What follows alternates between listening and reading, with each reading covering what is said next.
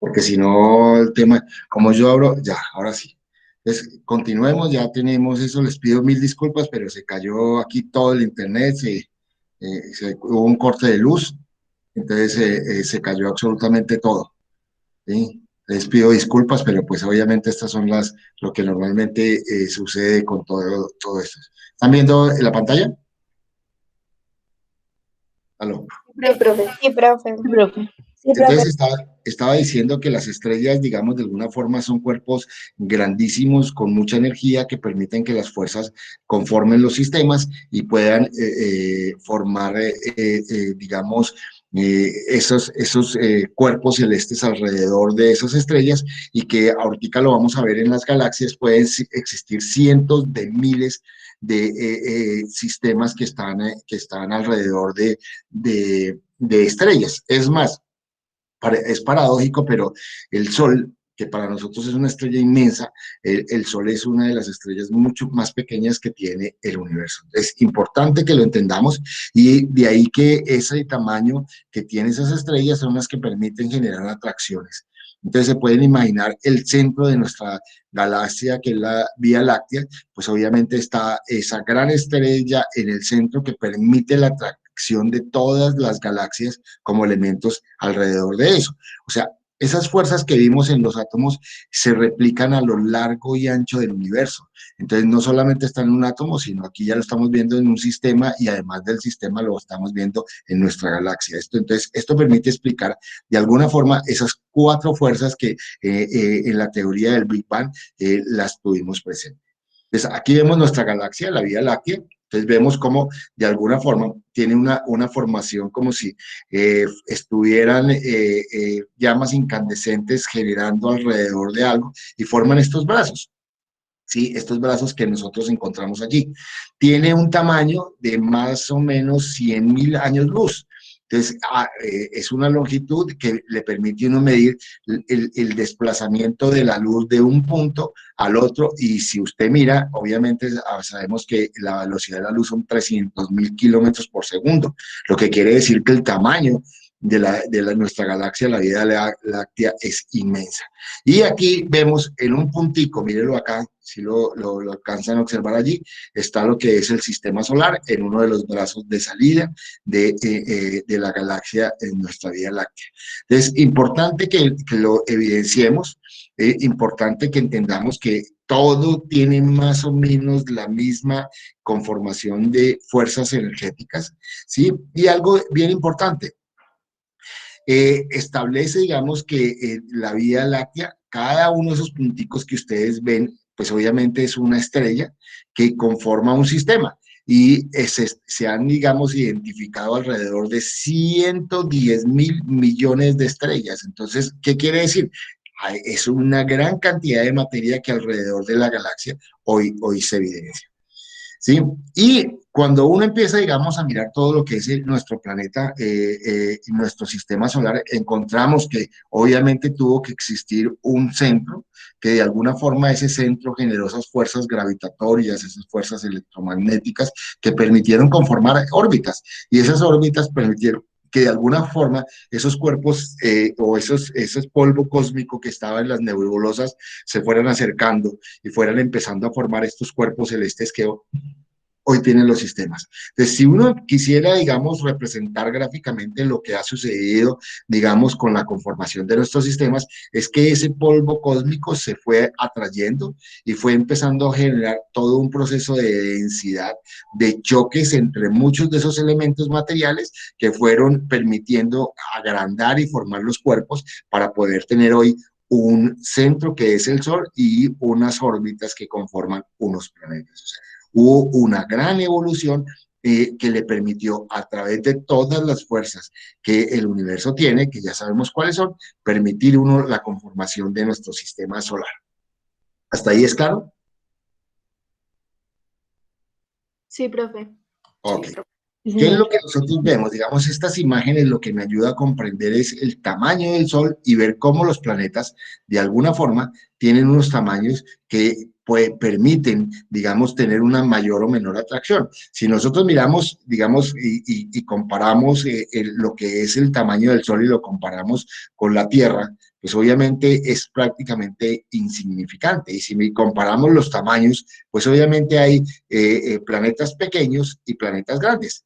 Y esos planetas grandes, pues obviamente son los que de alguna forma han permitido la conformación de, digamos, mayor materia, y obviamente son los que tienen unas órbitas que de alguna forma han permitido consolidar y mantener el sistema solar intacto como lo tenemos. Entonces, aquí lo que vemos en términos en esta imagen es tener el Sol y alrededor de él toda una serie de planetas, ¿sí? Y satélites artificiales que conforman, pues obviamente, nuestro sistema solar. Un satélite artificial es, digamos, perdón, un satélite natural son aquellos cuerpos que están girando alrededor del planeta, como la Luna.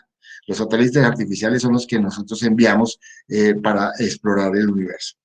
Bueno, ¿cómo se formó, digamos, el sistema solar? Entonces, lo que vimos es que ese polvo cósmico de alguna forma permitió generar unas atracciones y permitió que se chocaran algunos de esas partículas y fueran conformando cuerpos mucho más grandes, que poco a poco fueron generando, digamos, la consolidación de esos cuerpos celestes y hasta formar lo que hoy tenemos. Entonces, si quisiéramos ver esos planetas iniciales que se denominan planetesimales, ¿sí? En el sistema es esto que ustedes están viendo y que lo van a ver de una forma mucho más gráfica en el documental, cómo las partículas y cómo la materia chocaba para ir conformando, digamos, lo que es los planetas que tiene el sistema solar.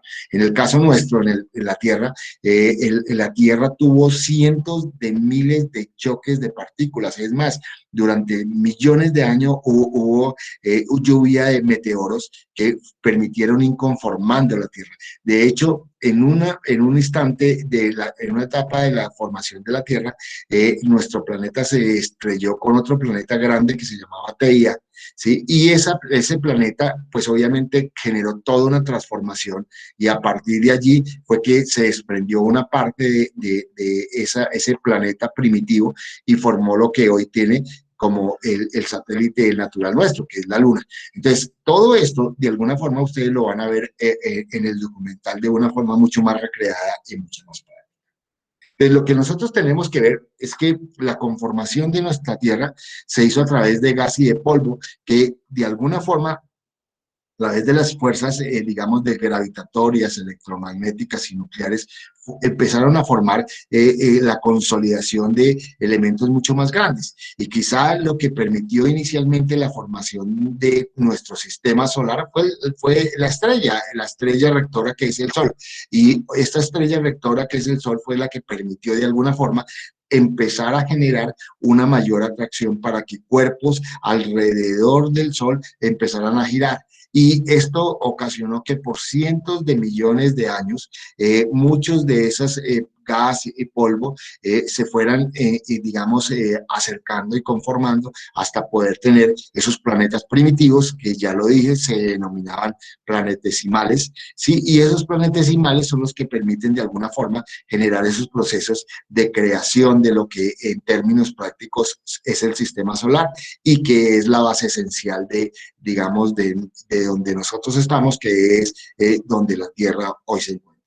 Entonces, si volvemos a ya adentrarnos dentro de lo que es la Tierra fue un caldo de cultivo incandescente, que tenía temperaturas muy cercanas a las que tiene la parte superficial del Sol, o sea, temperaturas mayores de 6.000 grados centígrados, o sea, era un horno de fundición que permitía de alguna forma que, digamos, muchos de los elementos que estaban llegando a la Tierra pudieron reaccionar y formar esa diversidad de compuestos que nosotros hoy conocemos.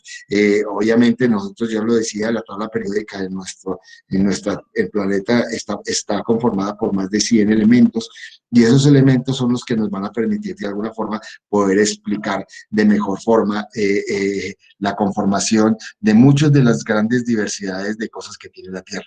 Es importante que nosotros podamos entender que, digamos, esta conformación de lo que es la Tierra está basada en eso, en la forma como o de alguna manera todo lo que fue las partículas, el gas y el polvo cósmico fue atraído para ir conformando ese cuerpo del tamaño que hoy tenemos. ¿Qué es lo que uno observa en las diferentes capas de la Tierra? La Tierra, digamos, normalmente si uno quisiera mirarlo, tiene un núcleo incandescente de hierro, es bastante sólido, ¿sí? Y esto está dado porque en muchos casos por la misma densidad que tiene. Ese núcleo interno, pues obviamente tiene temperaturas muy cercanas a los 5000 grados centígrados, ¿sí? Y a partir de allí empieza a generarse toda una serie, digamos, de capas que podría uno decir están conformadas por algunos otros elementos. En la capa, digamos ya en el núcleo externo, está además del hierro, el azufre, además viene ya digamos en lo que es el manto, no solamente hierro y azufre, sino magnesio, aluminio, hay oxígeno, y ya en la parte superior pues obviamente se conforman sílices, calcios y otros elementos que van conformando lo que es la capa superficial de lo que es la Tierra. Esto evidencia claramente que la conformación de la Tierra fue generada por una mayor densidad hacia el núcleo de la Tierra, y hoy evidenciamos que el núcleo de la Tierra pues obviamente tiene temperaturas incandescentes de esa conformación inicial que tenía el universo. Entonces por eso es que nosotros vemos cuando el material magmático que sale del centro de la Tierra, obviamente a través de los volcanes, se evidencia esa temperatura incandescente que permite de alguna forma que la dinámica de la Tierra, pues obviamente se siga dando. Y ahí es donde encontramos, digamos, una evidencia real de lo que normalmente sucede en nuestro planeta, que es la conformación permanente de nuevos elementos que permiten evidenciar que la Tierra como el universo no es estático, sino es dinámico y que permanentemente está generando movimientos. De hecho, si recordamos ayer a las 6, casi a las 6 de la tarde, hubo un movimiento telúrico que evidencia claramente esa dinámica que tiene nuestra Tierra. Bueno, entonces, digamos, en términos prácticos, lo que uno podría evidenciar, digamos, en esta gráfica es ver cómo la conformación de esas capas están a través de elementos químicos que de alguna forma, por sus densidades, van conformando diferentes capas hacia el interior de la Tierra.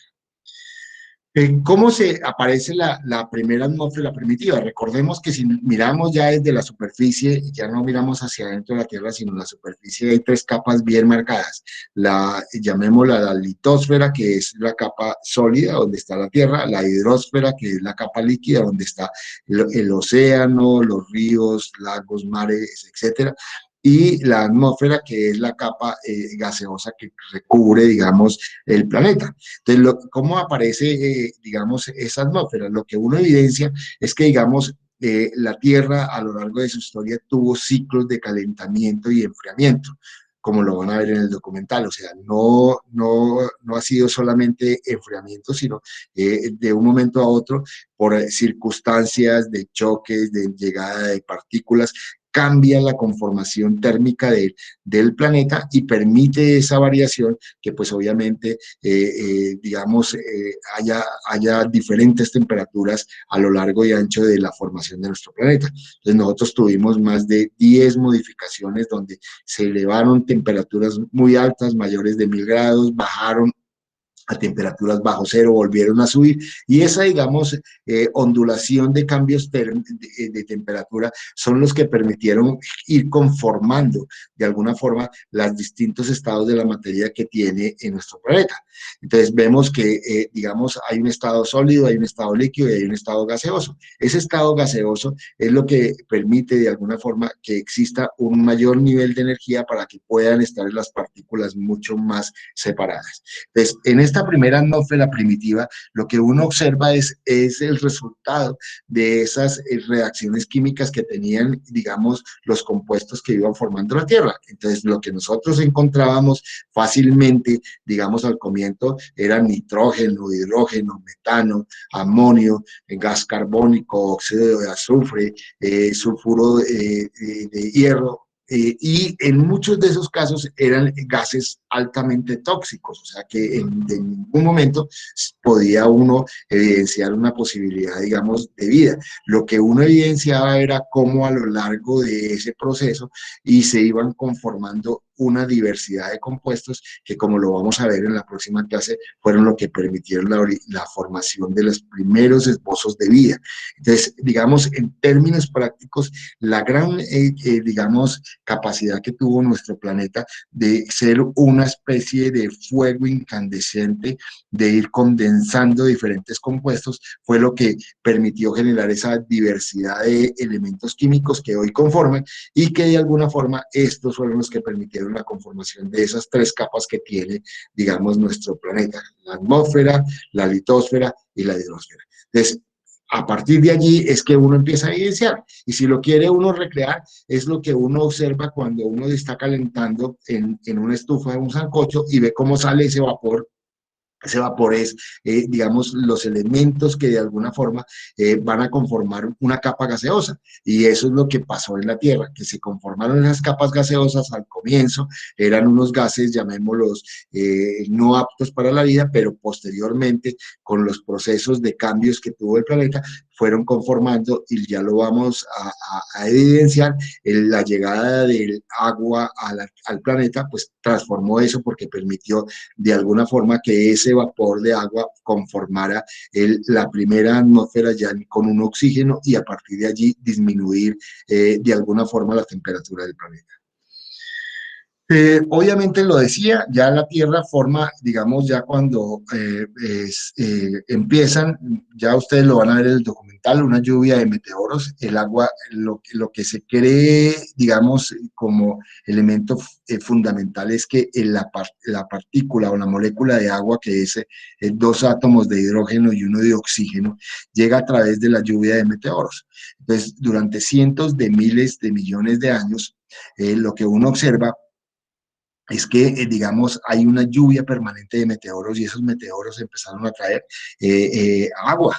Sí, esa agua obviamente inicialmente empieza a formar, con las temperaturas que tenía el planeta, empieza a formar lo que pues podría uno pensar que son las nubes, y esas nubes de alguna forma empezaron a generar, digamos, con los enfriamientos de la Tierra, que se precipitaran y formaron el ciclo del agua.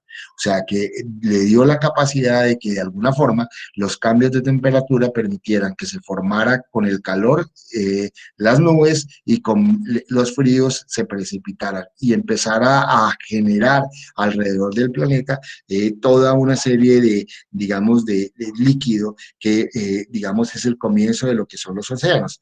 Recordemos que el comienzo de nuestra Tierra tenían solamente dos elementos: una sólida que se llamaba Pangea y una líquida que se llamaba Pantalasa. Eran los dos elementos iniciales, y a partir de allí, pues obviamente en esa teoría primitiva, pues permitió ir conformando cada una de las partes que pues obviamente tiene en nuestro planeta. ¿Sí? Ya veíamos la estructura de nuestro planeta, que es la parte, llamémosla, sólida, o la litosfera. Entonces vemos que existen dos modelos: un modelo estático donde están, digamos, los tres elementos fundamentales: un núcleo, un manto y una corteza, que podría uno establecerlo a lo largo de ella, o sea, digamos, en términos prácticos, es lo que conforma hacia el interior, y una capa dinámica, que es la que vemos en la superficie, que conforma la litosfera, la hidrosfera y la atmósfera. O sea, son las dos capas que en términos prácticos son los que conforman nuestro planeta. Cada una de ellas tiene, digamos, unos grosores, y lo miramos desde el punto de vista práctico: la corteza continental, que es la parte sólida, pues obviamente tiene unas características mucho más densas, ya lo vemos, el grosor son de 33 a 80 kilómetros, mientras que en el caso de la líquida es mucho más pequeña, entre 5 y 10 kilómetros. Y así vemos que obviamente sus composiciones son mucho más densas en la parte sólida que en la parte líquida. Entonces, importante tenerlo, digamos, como un elemento fundamental de nuestro ejercicio. ¿Qué es lo que se conoce como plataforma continental y taludes continentales? Esto es importante evidenciarlo porque es la forma como se une, digamos, lo que es la parte sólida de la Tierra con la parte líquida, ¿sí? Y esto en muchos de los casos es lo que ha permitido que de alguna forma haya un contacto entre los dos elementos para ir conformando las características de pH y las condiciones químicas que tienen los océanos. De ahí la importancia de uno observar, digamos, esta relación en lo que tiene, digamos, la conformación de nuestro planeta. Ahora bien, si lo miramos ya desde la parte superior, lo que evidenciamos claramente es que se evidencia cómo, digamos, las partes continentales estuvieron inicialmente conformadas en una sola y que poco a poco se han ido separando. Ustedes lo evidencian si quisiera unir, por ejemplo, Sudamérica con África, y podemos ver que hay muchos puntos que coinciden, que evidencia claramente que existía un solo cuerpo y que a lo largo del tiempo se han ido separando, permitiendo que los océanos, pues obviamente, vayan conformando esos espacios de terreno. Importante que evidencien ustedes lo que es, digamos, las cordilleras interoceánicas. Esas cordilleras interoceánicas son cordilleras, como su nombre lo dice, que han permitido ir conformando, digamos, materiales dentro del océano. La más conocida es la cordillera oceánica del Pacífico, o lo que denominan, digamos, toda la falla del Pacífico, que es lo que ha conformado toda una serie de islas en el mar asiático.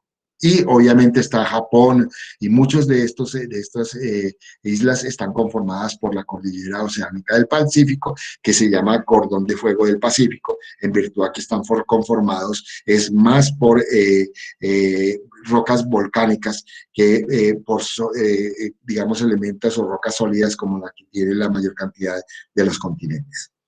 Bueno, no me voy a detener un poco porque desafortunadamente perdimos mucho tiempo, pero en términos prácticos lo que uno ve es que al interior de la Tierra, pues obviamente hay unas características, esas partes se pueden subdividir y le van a permitir más o menos establecer las densidades, temperaturas que en cada una de esas capas pues se evidencian.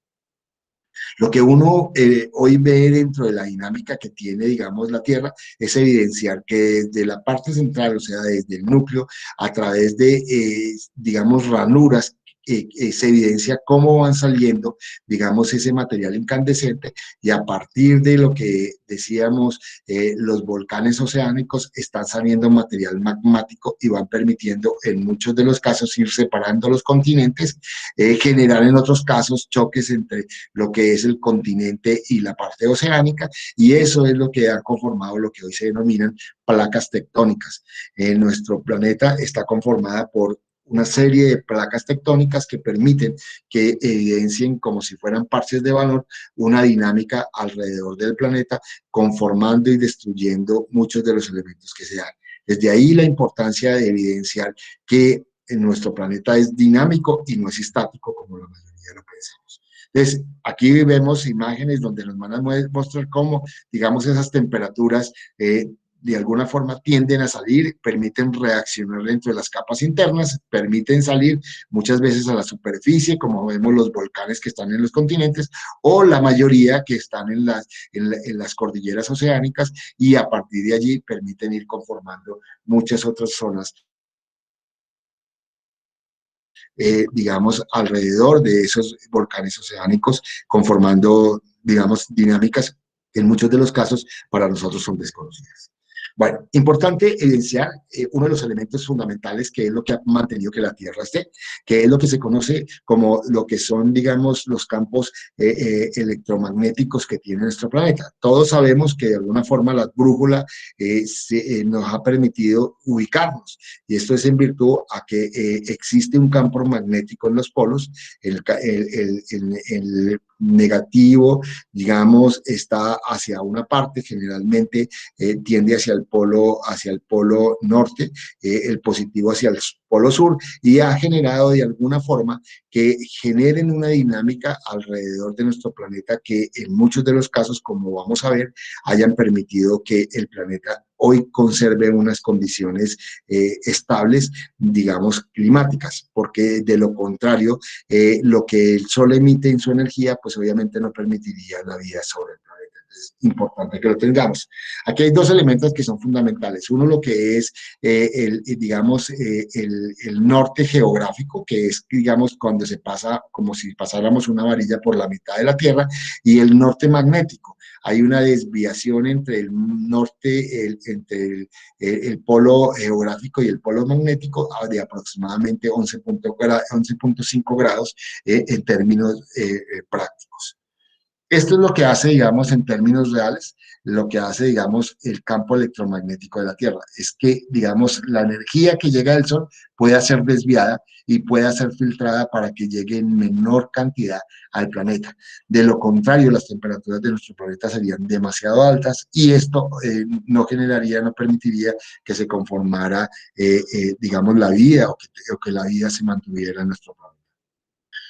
Otro de los elementos que uno ve en los polos es las aureolas boreales. ¿Qué son eso? Son, digamos, esos campos electromagnéticos que permiten a la llegada del Sol, pues obviamente, digamos, el campo electromagnético que tiene la Tierra, que conformen esas figuras y esos colores que son fantásticos para aquellas personas que los han visto. Nosotros yo creo que hemos visto de pronto fotografías donde vemos este tipo de elementos con unas tonalidades y eso está evidenciado por ese campo electromagnético que de alguna forma pues tiene tanto en el polo sur como en el polo norte la capacidad de desviar esa corriente electromagnética, esa temperatura y esa energía que emite el sol y conforma, digamos, esas figuras. ¿Sí?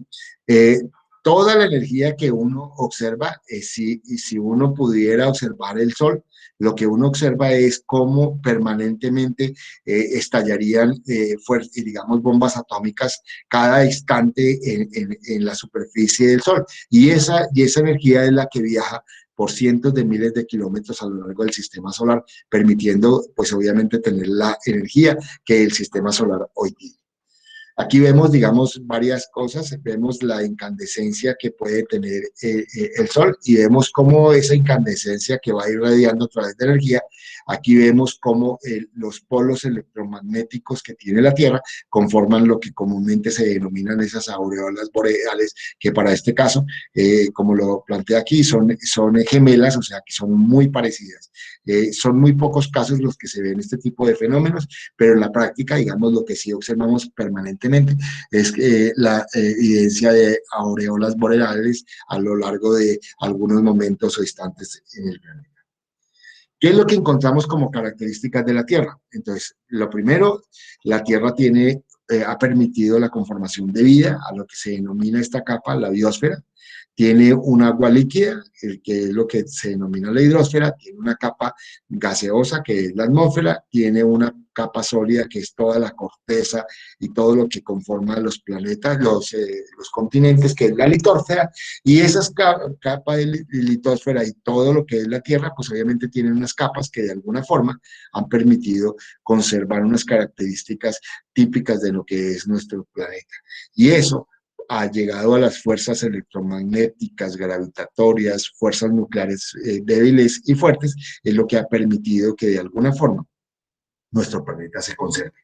Es importante entender claramente que sin el Sol no podría existir nuestro planeta, o por lo menos las características que hoy tiene nuestro planeta, que si no tuviéramos el sistema solar, esas órbitas y esos planetas, obviamente habría un desequilibrio energético y ese desequilibrio energético generaría una transformación y obviamente, digamos, quizá la única forma de poder evidenciar la vida, que es lo que vamos a ver a partir de la próxima clase, es en la posición que la Tierra tiene en el sistema solar, porque le da unas características típicas que conllevan, pues obviamente, la formación de lo que es la vida.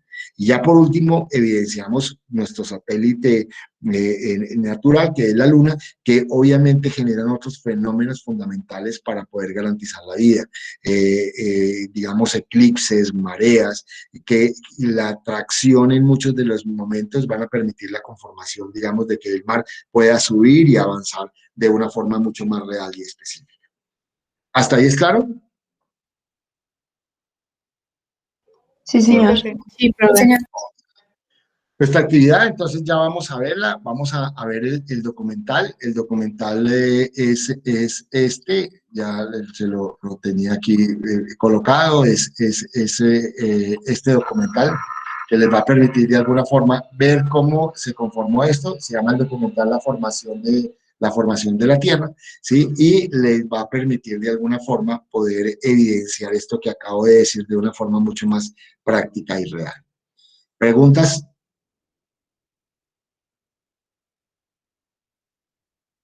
No, profe. No, profe, ninguno. Importante, importante que tengamos en cuenta y que es lo que vamos a evidenciar en el documental, es cómo, digamos, a lo largo de esos 14.000 millones de años que tiene el universo, ha sido una constante, digamos, de una dinámica mucho más activa en sus comienzos. Ahorita se evidencia mucho más pasiva. De hecho, muchos de los científicos hablan de que, digamos, estamos llegando a un periodo en el cual vamos a generar una regresión. ¿Qué quiere decir esto? Es que así como, digamos, de alguna forma se ha venido explicando la expansión, o sea, el viaje de todo hacia el infinito, ¿sí? Parece ser que va a existir algún momento donde la energía prácticamente ya no alcance a tener, digamos, esas fuerzas gravitatorias, electromagnéticas y nucleares y van a conllevar a que se empiece a contraer el universo, o sea, vuelva a recogerse hasta llegar nuevamente a un punto céntrico. Y eso se ha venido explicando a través de lo que es la teoría de los huecos negros. ¿Alguien la ha oído?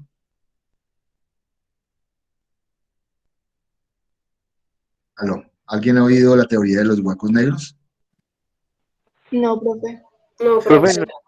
Señor, pues diga. yo he escuchado algo que son grandes masas que como que terminan absorbiendo todo lo que tocan, inclusive la luz, porque tienen muchísima masa y entonces mucha gravedad.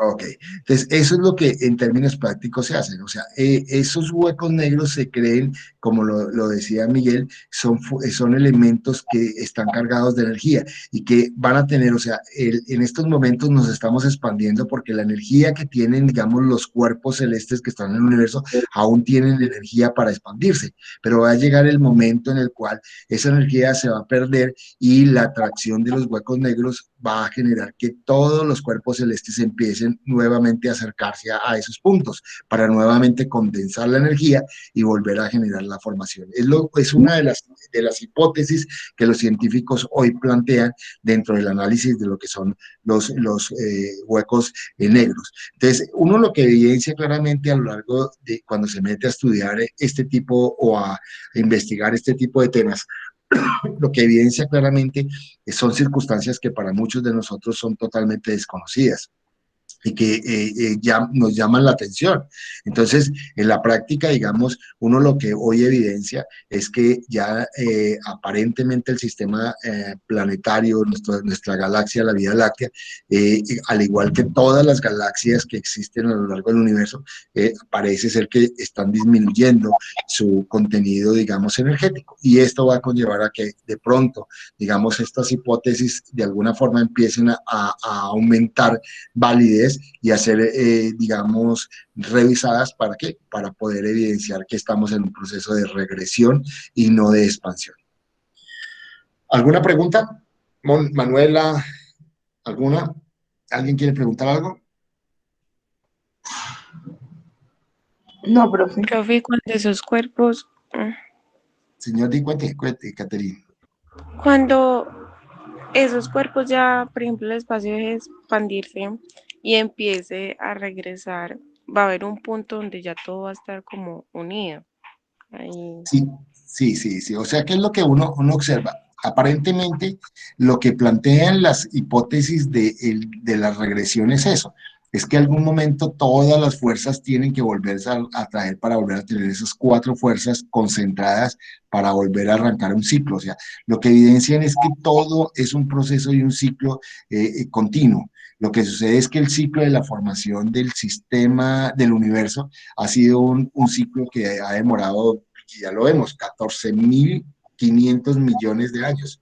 Pero son ciclos que de alguna forma pues parece ser que tienen como una situación de un comienzo y un fin. Entonces, por eso es que se cree que, digamos, en algún momento el sistema solar va a desaparecer en virtud a que el sol va a disminuir su energía y se va a perder. Y un poco lo que en términos prácticos los estudiosos de eso están evidenciando es más o menos cuánto puede durar.